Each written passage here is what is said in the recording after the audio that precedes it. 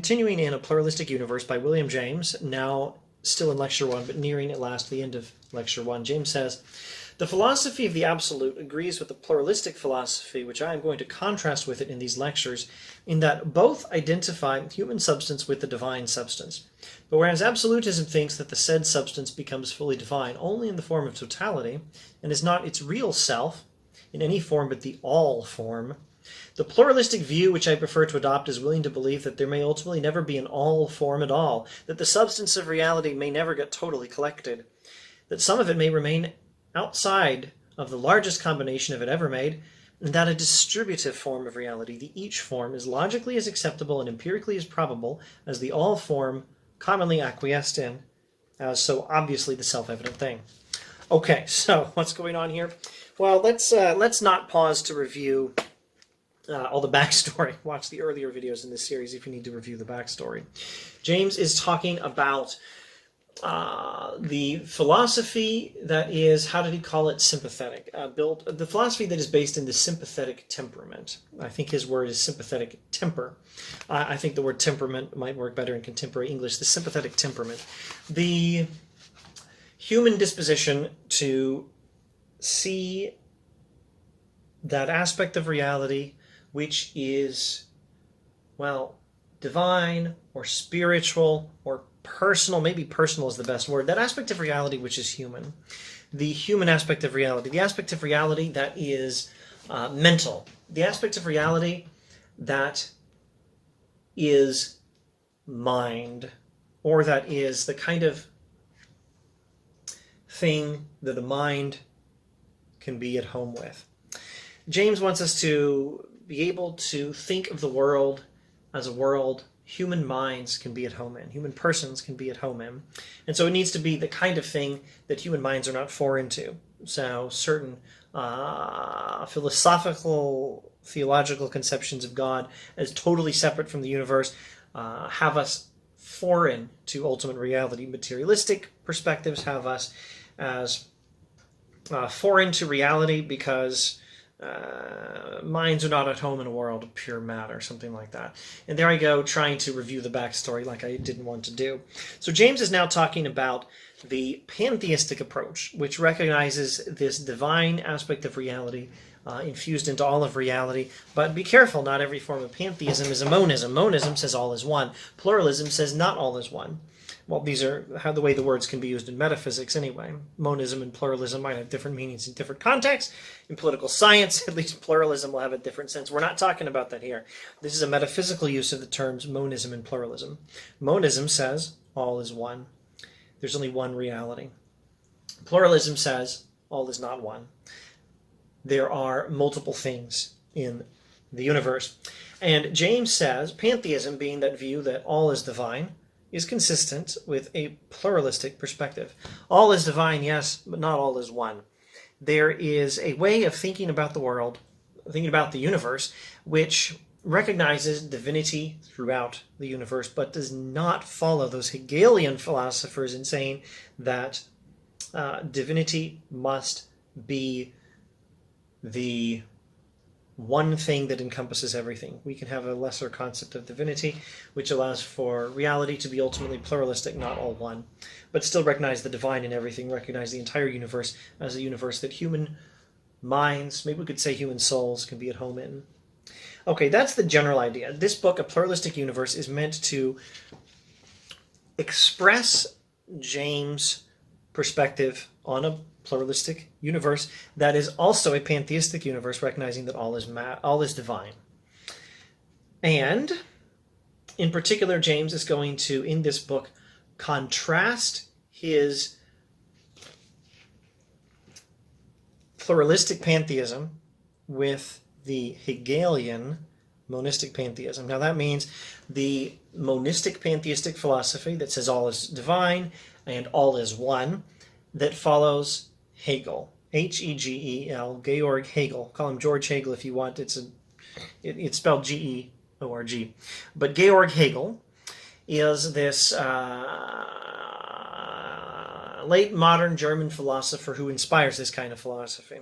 He's some sort of pantheistic monist, or at least he looks like it, and anyway, many of his followers were pantheistic monists. James is responding to those followers of Hegel, saying they're mostly right, or at least they're right about a whole lot of stuff, but also they're just so wrong. They're right about their pantheistic approach, wanting to describe a world that we can be at home with. In its entirety, the whole world is the sort of reality that human souls, human minds can be at home with. The sympathetic temperament wants to believe in this kind of reality. The Hegelians get that right. Good job, Hegelians. But we are free to go this way and then say, everything may be divine. Now, everything may be the kind of thing human souls can be at home with, but not all is one thing. James needs to articulate this view in this book and contrast it with the Hegelian view. That's the point of this book. And note the language. He says the Hegelian view, the philosophy of the absolute, that refers to the Hegelian view, the view of these Hegelian philosophers, posits that ultimate divine reality is the all form, A-L-L-form. The all form. I have no idea if the camera will focus on this. The all form is the divine reality that encompasses everything. And the each form, where there's multiple divine realities, that's what James is talking about. That's what he's interested in. Okay, let's see. Shall we call it good? Maybe, but not yet. You see now what I mean by pantheism's two subspecies. If we give to the monistic subspecies the name of philosophy of the absolute, we may give that of radical empiricism to its pluralistic rival, and it may be well to distinguish them later by these names. I think, as much as I kind of want to wrap up Lecture 1, I may not do so in this video. I'm going to stop with those points right there. I'm going to stop there where he has named them. He's talking about pantheism. He set aside materialism. He set aside scholastic dualism. Review earlier videos in this series if you need background on what that means. He settled for pantheism, the philosophy that says all is divine, and thereby explains all reality as reality we can be at home in. And he's explaining that there are two different versions of pantheism. One way is to take that and say, those Hegelian philosophers are right, and moreover, this whole universe is ultimately one thing, that divinity has to be one thing. The way of thinking of a God-infused universe, a divine universe that is not like that, is the alternative form of pantheism, pluralistic pantheism. James is interested in a pluralistic pantheistic universe, and he has named them. The monistic version of pantheism he's going to call the philosophy of the absolute. Now, that's language that we're going to see a lot, and I'll probably rarely think, if I see it, to say what I've just been saying in this video. But if, I don't know, if I see the phrase, the philosophy of the absolute on, say, page 73 or something, and I read it in a later video in this series, I may remember to say, that means Hegelian philosophical pantheism, which it does. But also, he's defined it here as that monistic version of pantheism. He's going to call it philosophy of the absolute. And anyway, the name radical empiricism goes to its pluralistic rival. Pluralistic pantheism he's going to call radical empiricism. Note the interesting thing, if you've been following these videos, if you've read other stuff by William James, go back to the preface to his much earlier writing, The Will to Believe and Other Essays in Popular Philosophy. Look at the preface there and look at how he describes radical pantheism. And then look at this passage in Lecture 1 of A Pluralistic Universe. And behold, his pluralistic pantheism is what he's calling radical empiricism. Has he changed his views? No, but he's developed his views. Well, changed. He has developed his views, but he's not abandoned them. He's built them up. He's improved them. That's the idea. Look at the description of radical empiricism in the preface to The Will to Believe and Other Essays in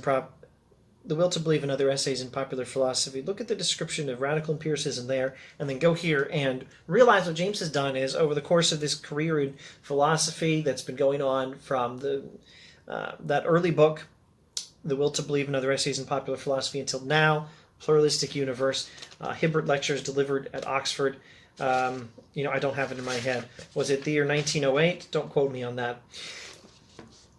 What's happened is he's taken that early rough account of what radical empiricism is, and now he's concluded tentatively that it can be understood as a whole theory in metaphysics, and it's the theory of pluralistic pantheism.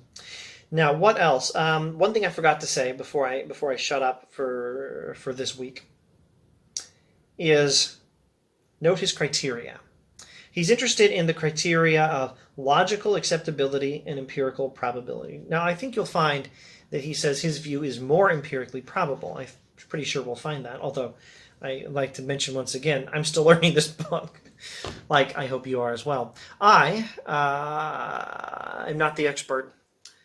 I am just a little bit ahead of your average viewer of YouTube or Rumble, and I'm learning William James just a little bit ahead of you. And I actually wanted to do this partially because it's fun, and because I had so much fun with the series on The Will to Believe and Other Essays in Popular Philosophy. I felt like doing more William James, but also because this is an amazing and interesting book that I want to grow in my understanding of, and dang if this isn't the best way to do it. All right. So what are those criteria? Logical acceptability, empirical probability. So he's going to argue that pluralistic pantheism makes as much logical sense as monistic pantheism, and he's going to confront the arguments of the Hegelian philosophers and say, well, I can give an equally good argument for pluralistic pantheism, radical empiricism, or against your monistic pantheism or your philosophy of the absolute, your Hegelian philosophy. I can give just as good an argument for my position or against yours as you can give an argument for your position. But also mine is empirically as probable. And I think he's also going to argue that it's much more empirically probable. The world as we experience it does not appear to be monistic. Monistic and divine. Maybe pluralistic and divine. It certainly appears to be pluralistic, and we are justified in thinking of it as divine in this sense. If you've watched this whole thing, golly, thanks for watching. See you next week. That's quite enough for now. More Pluralistic Universe by William James next time.